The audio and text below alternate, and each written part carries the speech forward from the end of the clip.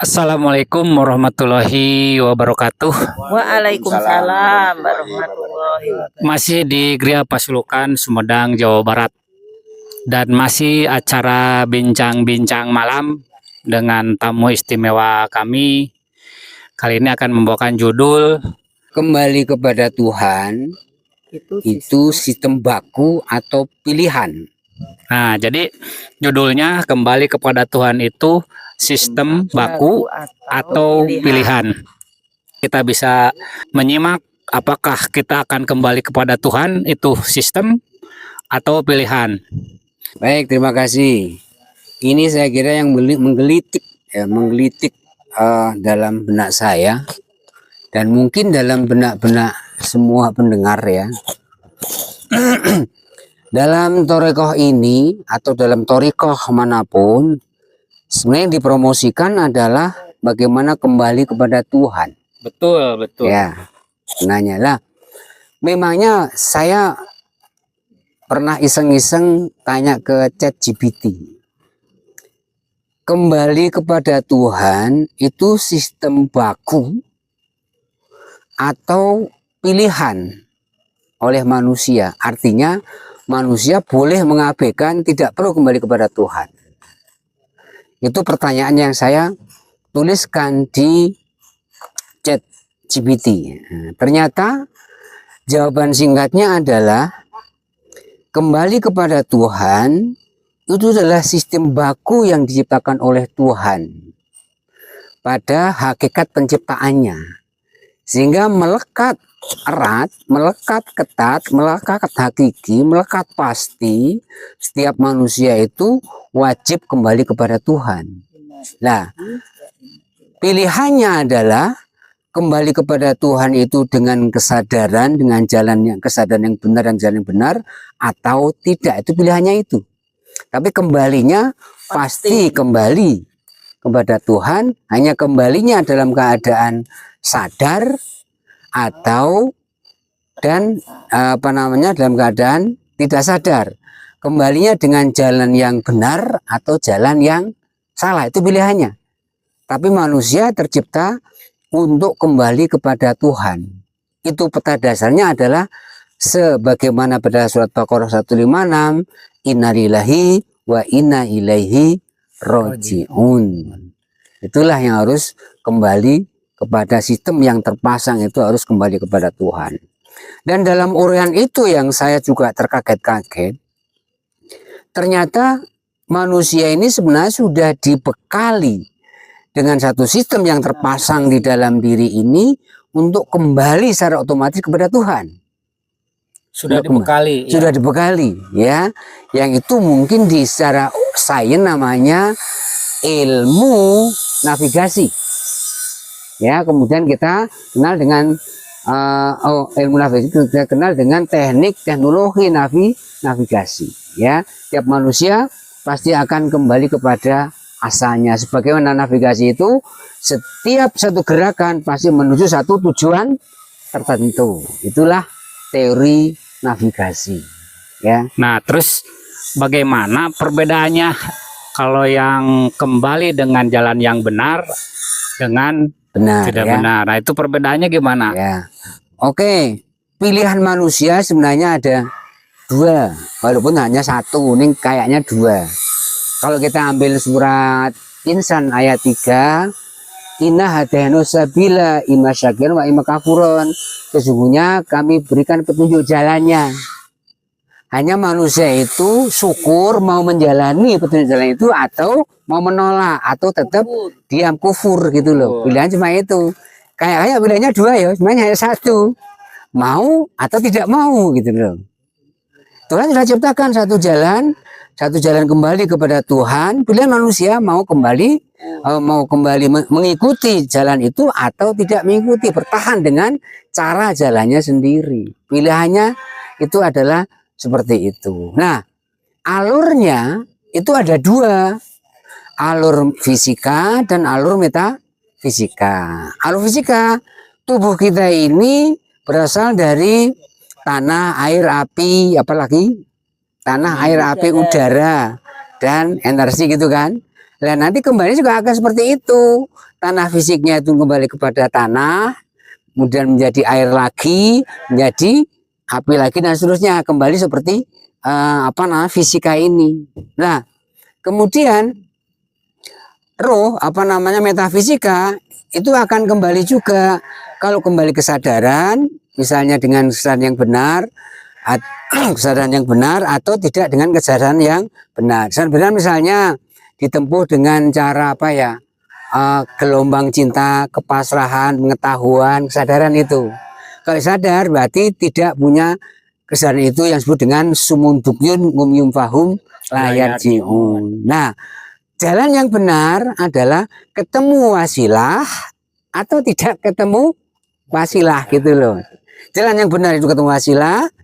Kalau jalan tidak benar berarti tidak ketemu wasilah. Pilihannya cuma itu. Ada dua jalan kembali. Ada pilihannya seperti itu. Kalau wasilah itu adalah penghantar yang diutus oleh Allah, utusan Allah melalui para rasul, kemudian rasul menjadi nabi, nabi menjadi pewaris nabi, ya, kemudian menjadi waliya mursyidah. Itulah wasilahnya.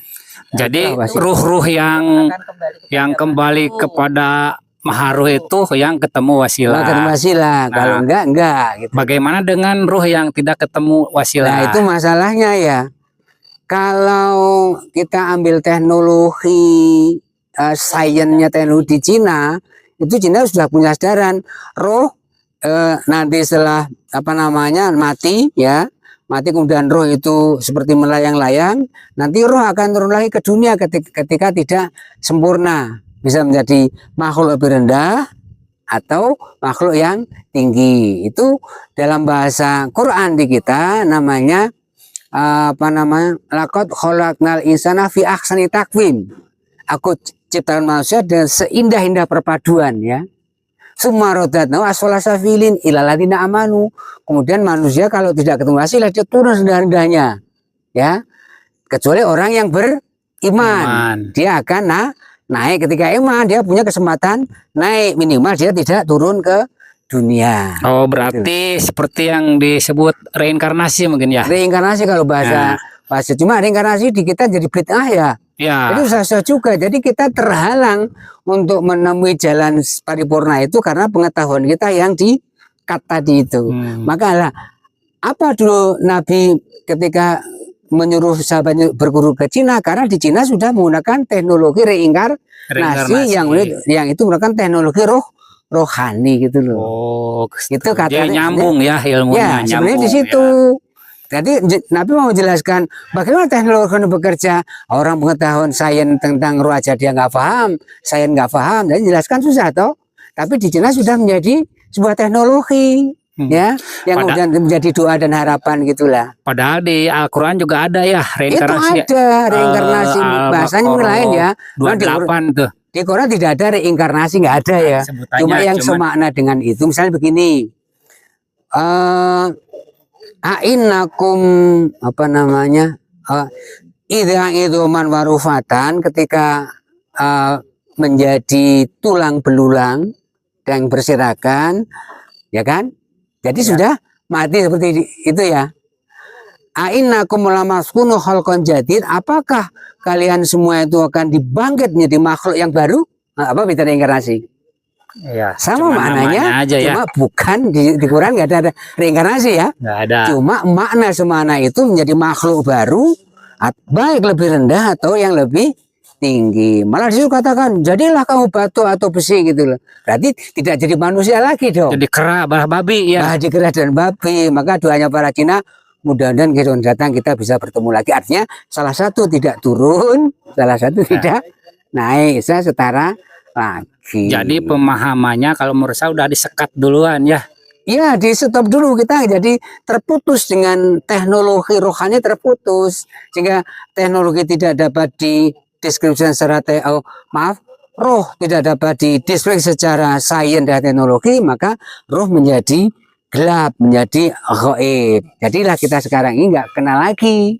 Padahal di dalam kita ada roh nih, saya toh bagian dari rohnya yang maha ruh, maka kita tidak dapat menemukan lagi unsur ada Betul, dalam betul. diri kita sebelum kita membangkitkan lagi ada sebuah pengetahuan ilmu yang seperti itu. Oke, sangat paham sekali ya. Pak Ci atau Bang Andi barangkali mau menanyakan. Ya. Mungkin saya tambah sedikit yang apa disampaikan Pak Yai tadi, maksudnya dua pilihan, pulang dalam keadaan sadar atau tidak sadar, kan begitu? Ya, Otomatis kita memilih pulang dalam keadaan sadar, kan begitu? Kalau pulang dalam keadaan sadar, secara tidak langsung kita tentu mencari Jalan. seorang pembimbing. Karena kita tidak mungkin bisa dengan cara kita sendiri atau cara manual kita sendiri, atau kita dapatkan dengan cara kita sendiri. Otomatis kita membutuhkan seorang pemimpin, yaitu adaptor dimensional, istilahnya seorang guru. Ya gurunya tentu guru rohani yang Urusan ruh. oh ya urusan roh ya. Tentu guru rohani yang waris lagi. Mungkin itu ya sedikit yang dapat ya saya sampaikan, penyambung yang disampaikan Pak Yai tadi. Silakan Bang Andi. Ya, terima kasih. Jadi sistem keruhanian itu atau sistem rohani itu adalah sistem yang telah Tuhan ciptakan. Tinggal bagaimana kita mengikuti sistem itu. Artinya ketika Tuhan menciptakan makhluknya dan nantinya akan kembali melalui sistem yang Tuhan ciptakan itu, tanpa lewat itu tidak akan pernah makhluk atau ruh itu atau secara metafisik itu bisa kembali ke asalnya. Karena jalan satu-satunya hanya lewat itu, tidak ada jalan lain. Nah, tadi dijelaskan bahwa ketika ruh itu tidak bisa berpulang, artinya kan ruh itu tersesat, tidak tahu jalan pulang asal mula ruhnya dari mana dan akan kemana. Nah, ketemulah ayat yang tadi Pak Wawa surah apa Al-Baqarah. Nah, yang kira-kira bunyinya sumayumitukum, sumayhuyikum, summa ilaihi turjaun, bahwa ketika ruh itu tidak bisa berpulang, maka kau akan dihidupkan, kemudian dimatikan, kemudian dihidupkan lagi, dan kepada Tuhanlah kau akan dikembalikan. Nah, itu kan di agama-agama yang lain kan yang semakna dengan itu sama banyak. di kitab Al-Quran, bahwa yang orang sebut reinkarnasi yaitu bahwa ruh itu tersesat, tidak menemukan jalan kembali kepada yang Maha Ruh, sehingga ruhnya itu ya tidak bisa ke atas, tidak bisa ke bawah, ya akhirnya luntang-lanting, nggak tahu kemana arahnya. Maka ya entah itu turun dimensi menjadi binatang, anjing, kera, atau babi. Nah, maka dari itu ya pentingnya penting ya Jadi lebih batu. parah lagi kalau bendawi. Bendawi. Nah, maka pentingnya ya ruhani itu bagaimana caranya kita menemukan jalan pulang atau asal ruh kita itu bisa kembali berpulang. Nah, Tuhan kan sudah menyiapkan semuanya, tinggal bagaimana kita menemukan sistem itu biar ruhani kita itu ada tujuannya. Ketika jasmaninya sudah waktunya, otomatis kan jasmani akan kembali ke asalnya, ruhani pun akan kembali ke asalnya. Nah, ketika ruhani tidak bisa pulang kembali ke asalnya, ya maka itulah yang dikatakan bahwa tersesatlah ruh itu, turun derajat, turun dimensi, dimensi, downgrade ya, downgrade ya, kira-kira begitu Pak. Ya, begitu memang. Oke ya, jadi intinya Bu Teguh menambahin. Ya, yang lebih parah lagi bahwa orang saat ini tidak pernah menyadari bahwa dalam diri kita ada ruh. Sehingga hampir bisa dikatakan seluruh dunia ini orang tidak pernah menyadari bahwa dalam dirinya ada ruh. Sehingga lupa menyekolahkan ruh. Tuh. Yang selama ini jasad kita disekolahkan sampai kemana-mana, Akal kita. akal kita disekolahkan sampai seluruh dunia dijelajahin, tapi mereka lupa akan Mencerdaskan ruh. mencerdaskan ruh dalam diri ini. Ya. Ini yang sangat parah, sehingga Fatal. iya fatal sekali. Karena Fatality. Fatal. memang satu-satunya jalan untuk ilaihi roji'un dengan sempurna harus mempunyai guru ruhani yang berwasilah. Itulah kekeliruan orang-orang sekarang yang tanpa disadari, gitu kayaknya seperti itu. Oke, mungkin kalau menyadari, ada ruh menyadari mungkin ya. Ya. Cuman bodo amat gitu. Ya, bodo amat, penting urusan dunia, urusan perut, urusan syahwat, urusan segala macam terpenuhi, kayaknya seperti itu gitu. Nah, ini sangat ilmiah sekali, bahwa kesimpulannya ruh itu tanggung jawab pribadinya masing-masing. Apakah ruh ini mau kembali kepada Tuhan atau mau reinkarnasi jadi babi, batu atau kera gitu ya. Kalaupun dalam Islam reinkarnasi tidak diakui, cuman dalam istilahnya, dalam prakteknya itu ada dalam Islam. Dilahayati. Prakteknya dilahayati. Ya, betul gitu. Jadi intinya kalau ruh kita dibiarkan semaunya, kita lebih mendahulukan jasad, ya itu ruhnya tersesat, melayang-layang tadi kemana, mungkin bisa jadi kuntilanak barangkali gitu. Ya, tetapi kalau kita berjuang, berusaha, yang mungkin kalaupun ada istilah hidayah ya, tetap kita harus mencari, ya kita harus mencari guru rohani yang akan mengantarkan ruh kita kembali kepada ilahi. Mencari sampai ketemu loh. Mencari sampai ketemu. Jangan mencari Gitu. tok. Jangan, yang penting kan kita mencari dulu, nanti Baru kalau ketemu. kita mencari, Tuhan akan memberi jalan istilahnya.